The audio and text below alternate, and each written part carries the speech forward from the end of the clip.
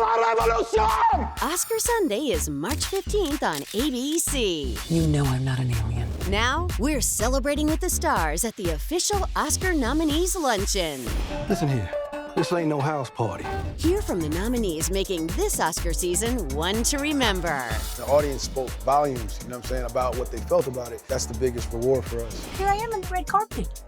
I mean, Aunt Gladys brought me to the Oscars, so that's pretty interesting. Who would have thought, right? I want to knock down every door. Even if I don't got the key to it, I want to knock it down. Plus, see what really goes down inside one of Oscar season's most exclusive events. This is On the Red Carpet, Countdown to Oscars. Hello and welcome to Beverly Hills, California for this special Oscar season edition of On the Red Carpet. We are here at the Beverly Hilton for the annual Oscar Nominees Luncheon, an exclusive event celebrating some of Hollywood's biggest stars. On the red carpet, nominees like Kate Hudson for Song Sung Blue, Timothée Chalamet for Marty Supreme, and Emma Stone for Begonia posed for photographers. Steven Spielberg, nominated for producing Hamnet, shared a hug with Teyana Taylor of One Battle After Another. And the team from Elio even brought a Glorden popcorn bucket. Inside the luncheon, we spotted stars catching up with friends and former collaborators. Some maybe even plotting their next projects? Perhaps. Then, after mingling and lunch, the nominees are called one by one to take their place for the traditional class photo. Michael B. Jordan, actor in a leading role, Sinners. Leonardo DiCaprio, actor in a leading role, One Battle After Another. Elle Fanning, actress in a supporting role, Sentimental Value. All of our nominees are here to celebrate each other, and it's a moment to celebrate our community. Everybody's a winner today. It's always fun to see who's standing next to each other. Jacob Elordi from Frankenstein and Delroy Lindo from Sinners are both tall, so they're in the back row. Here's Elle Fanning, a first-time nominee, alongside Sinners costume designer Ruth E. Carter, the most nominated black woman in Oscar history. In that same row, Zootopia 2 director Jared Bush next to Spielberg. We saw Michael B. Jordan and Kate Hudson give each other a peck on the cheek, then Michael apparently complimenting EJ from K-Pop Demon Hunters' stylish suit. And check out this row. Timothée Chalamet shoulder to shoulder with Sinners director Ryan Coogler, One Battle After Another director Paul Thomas Anderson, and Hamnet star Jessie Buckley. The time has come. The 98th Oscars nominees class photo. Eventually, one epic group shot with almost all of the 230 nominees representing 29 different countries and regions. Congratulations to all on your well-deserved nomination. We can't wait to see you at the 98th Oscars on Sunday, March 15th. Before and after the luncheon, it was one movie star after another, joining us to talk about their Oscar-nominated performances, including Best Actor nominee Ethan Hawke. We write together for a quarter of a century, and the first show he writes with someone else is gonna be the biggest hit he ever had. Am I bitter, Larry? Yes. It felt like you were just born to play this guy. I felt that way. As soon as Linklater shared the script with me, I thought, A, it was one of the most blisteringly beautiful screenplays I'd ever read, and B, I just loved this guy. A lot of the men who were my mentors when I was coming up in the theater reminded me of Lorenz Hart. This kind of just extreme education, and they don't treat the arts as a job, they treat it as a spiritual calling. I want 10 copies of that. Write me a check. It's so cinematic watching it, and yet I also sometimes felt like I was in a theater. Because in a lot of ways, it's a love letter to the theater, about the theater. There it is taking place in real time, like a theater chamber piece might. But what movies can do is place you there. If it was a theater piece, there would be something really lost in the intimacy of it, of really being with this man, the way that movies can bring you inside a human being. Nobody ever loved me that much. At the same time we were interviewing stars like Ethan Hawke, ABC's Chris Connolly was right next to us interviewing even more nominees, like Michael B. Jordan and director Ryan Coogler from this year's most nominated film, Sinners. We've been gone a long time. We back now. You had to play twins. Correct. I don't think Ryan mentioned that to you when he pitched you on it and you said yes. No, he did. Oh, yeah, he did. Why did you want to say yes when you heard about twins? Yeah, that excited me. It had me anxious, a little nervous too, but it was the good nerves. It's the kind of nerves that you get when you know you have something that, it's a swing. It's a creative swing. When did you realize how gigantic this movie was going to be? You never know. You know you can leave everything, on set and you can give it your all, and then you have to step away from it and give it to the world because it's not ours anymore. And then the audience spoke volumes, about what they felt about it. Love you, brother. Be careful. I will. I'm inspired by things around me and people from my life. A big inspiration for this movie is somebody who passed away, going on 11 years ago. The second to last name we see in the credits was really the first person who got you going on this movie, right? Yeah. Your Uncle James. My Uncle James, that's correct. That's correct. And so I'm very reactive as a writer to things that are around me, to things that inspire me, and I internalize it and try to make something that I would want to see. What the audience is reacting to, that final finished thing. They're reacting to contributions of hundreds of serious artists, craftspeople. How Haints work. They switch places with the soul of a man. But vampires is different. Wunmi Mosaku's performance was something different in Sinners, and the Academy took notice. She's now a first-time Oscar nominee for Best Supporting Actress. I can't help but be just joyful at this moment. It's just incredible. Can you tell me if, as a little girl, you dreamed of anything like this? I wanted to be a maths teacher when I was a little girl. So my dream of being an actor kind of came a lot older, like 16, 17, 18. And I've always wanted to be at the Oscars one day. I've always hoped and dreamed that would come. I will write a speech just in case. They advised us in there. But I will do that when I feel like I've really taken it all in, and I feel like it's slowly starting to sink in, but I'm nominated. It's magic what we do. It's sacred. Delroy Lindo's also nominated for his supporting work in Sinners. After a career spanning more than 50 years, it's the 73-year-old star's first Oscar nod. Nothing prepares you for a moment like this. Certainly nothing has prepared me for a moment like this, for sure. This movie has a lot to say. Did you know that it was going to have so much to say when you started reading it? And I felt very strongly that it was and is a very contemporary story, and that gave it an immediacy, an immediate vibrancy that was really strong for me. I'll be seeing you very soon. Not if I see you first. We'll see one battle after another at the Oscars, the film snagging 13 nominations, including supporting actress Teyana Taylor. For Teyana, her first Oscar nod marks an exciting new addition to an already impressive resume.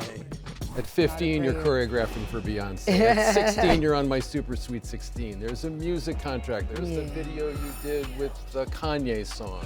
There's all the songs that you put out, and then there's the acting. I don't want to be trapped in a box. I don't now I tell everybody, always laugh at me, but I'm like a Glade plug-in. I'm going to plug into every single outlet in this building.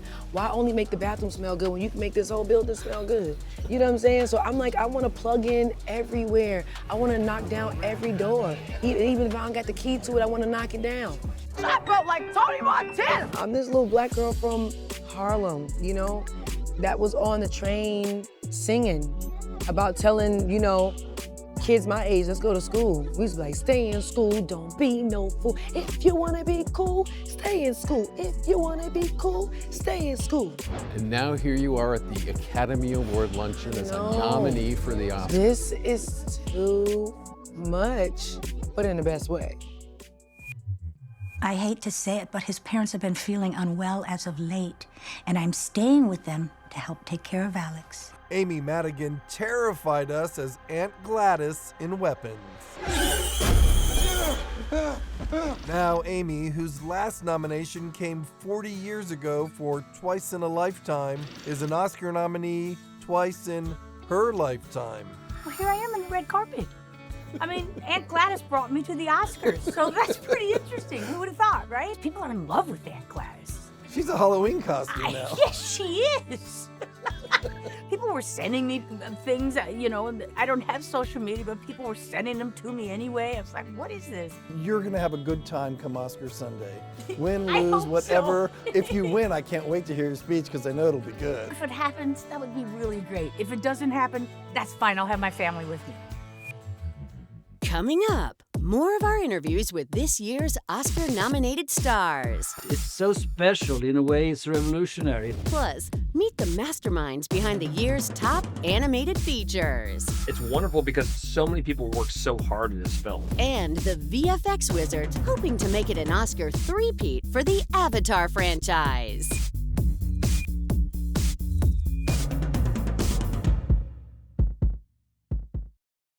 Back home, I didn't fit in. I thought Earth was the problem. But what if it's me? Well, I like you, and you seem fine to me. For the creators of Elio, an Oscar nomination for animated feature was the icing on the proverbial cake to the reaction moviegoers had for the film. I think one of the best things people said to me was like such an optimistic story. It made them feel so good about themselves and the world, and just to leave the theater with their family. It's such a fun story, but just such an optimism, which is something I think we're all just really hungry for right now. This is Judith and Nicholas. They are wanted fugitives investigating a snake mystery and trying not to get murdered. Zootopia 2 set box office records and became Hollywood's highest grossing animated movie ever. Now it's nominated for an Oscar.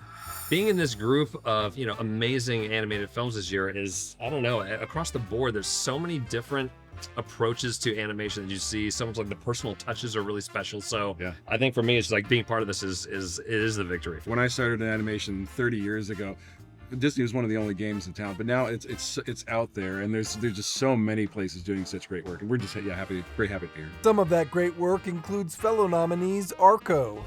You think that next time I can go along? Little Amelie, or the character of Rain. A miracle transpired. And the Netflix sensation, KPop Demon Hunters. We just live in a different time with media and how people absorb media and talk about it, but we're just very grateful for the initial fans that really loved us and spread the word. When you mess with our fans, we need to make it hurt. Nearly all the scenes you see in Avatar Fire and Ash are thanks to the visual effects team, working alongside director James Cameron. The first two Avatar films won the visual effects Oscar. Now Fire and Ash could make it 3 in a row. The heart and soul is the actor's performance. That is the long and short of it. If we don't have a great performance from our actors, we don't have anything. I feel her, Dad. Feel who? Awa. Creating the look of the Na'vi people required the visual effects and costume teams to work hand in hand. And costume designer Deborah L. Scott is a nominee too.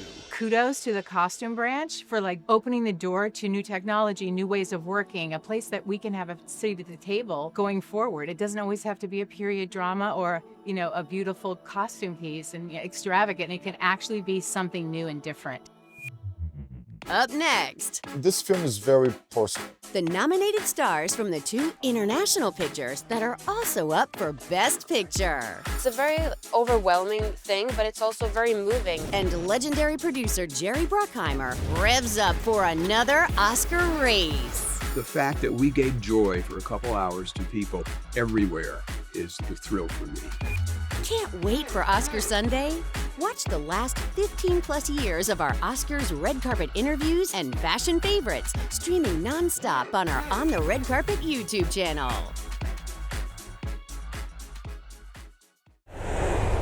Tem matador me procurando, é isso que você está dizendo? Tem. The Secret Agent's Wagner Moura is making history as the first ever lead actor nominee from Brazil, and he tells us that heritage plays a big part in the storytelling. South American countries, if you see our films, it's still films in search of some sort of identity. You know, it's not like European films. We have a clear issue with memory in Brazil, or collective memory. In '79, we had a law called the Amnesty Law that basically forgave all the torturers and killers that did despicable things against civilians. And that was very bad for our collective understanding of what our country is. I hope that the new generation of Brazilians will grow up more aware of our history and of our memory. Här i familjen är alla arga på pappa. Ni två blir ju så bra, något måste jag gjort rätt, va? Sentimental Value, Stellan Skarsgård is a nominee for Best Supporting Actor. Remarkably, it's Stellan's first Oscar nomination in his nearly 60-year career. I was awake because I was on a Zoom call with the other cast. And it started with Elle Fanning and Inga, and we cheered because they got nominated for the same category. And then it just went on. Well, it went on to the point where the movie is nominated for Best International Feature and Best Feature Film. It's pretty rare that 9 nominations for a small Norwegian film. Foreign films usually doesn't get nominated. It's really gratifying because it's such a beautiful film. Along with Stellan and Elle Fanning, Sentimental Value's Renata Reinsva and Inga Ibsdotter Lilleaas are also nominated for playing sisters in the film. Det en ganska stor forskjell på hvordan vi to vokste opp da. Ja, du og deg. When your character says, I love you, Yeah. to your sister, was that line in the script? Jeg elsker deg. No, it wasn't in the script. And I think if it was in the script, it would have been too much. I would have thought, this is not realistic. People don't say that, you know? But it came out of the situation. It came out of a true feeling of love that Renata's character deserved to hear it in that moment. And it was what I wanted to say. It came very effortlessly. And what did the sound person tell you after you had done the scene? He came in and said that our heartbeats started to synchronize when we were hugging. It was so descriptive for that moment and the scene, but also the whole experience of making the movie. I really felt like we were so synchronized. Hope is not a strategy.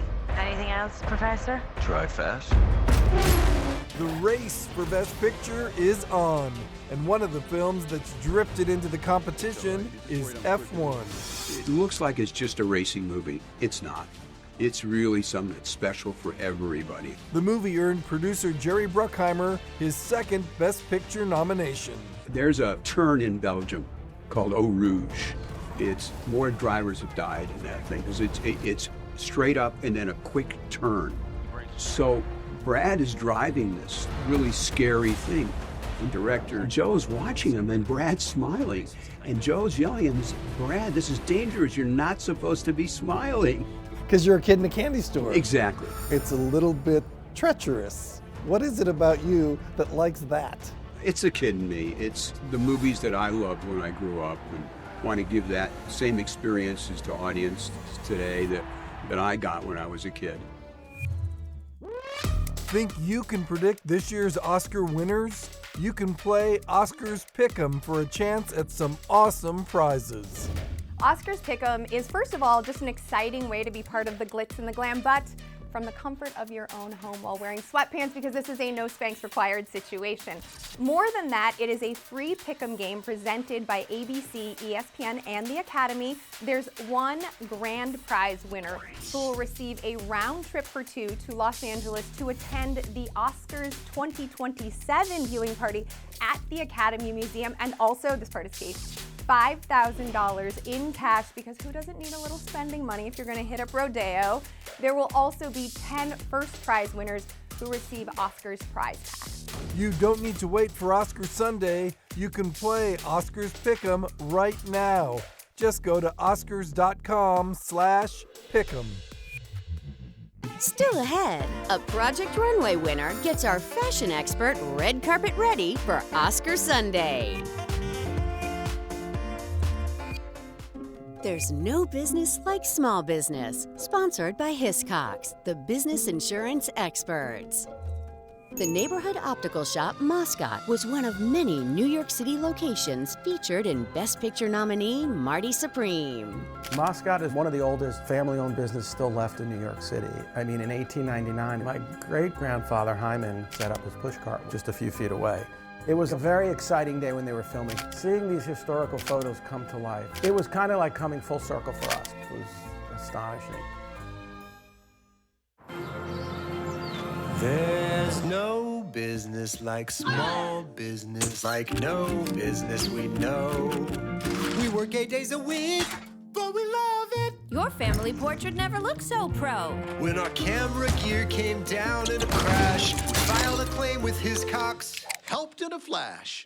'Cause there's no business like small business. Like no business we know. Wha-bam! Our fashion expert, supermodel Rashumba Williams, is getting ready for our annual On the Red Carpet at the Oscars pre-show. And she's getting some help from a Project Runway winner. That's right, George. VJ Floresca was crowned the winner of the latest season of Project Runway. And her next project, creating my Oscar gown. VJ just made her New York Fashion Week debut, presenting her Fall/Winter 2026 collection. I was there and got to see the designs up close and in person. There was evening wear, menswear, and edgy modern creations as well. Every designer, they have their own aesthetic, but to me, I really want to focus on inclusivity. People, different shapes, different colors, different age demographics, and yeah, I love working with all of them. VJ's now working on something special for me to wear on the red carpet at the Oscars. She's already found the perfect fabric.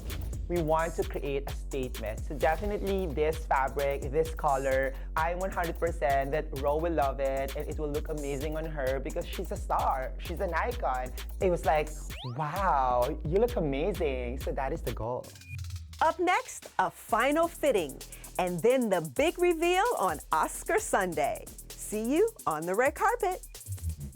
The countdown is on. The Oscars are Sunday, March 15th on ABC, hosted by Conan O'Brien, and we'll be live on the red carpet interviewing the stars as they arrive. So we'll see you Oscar Sunday on the red carpet.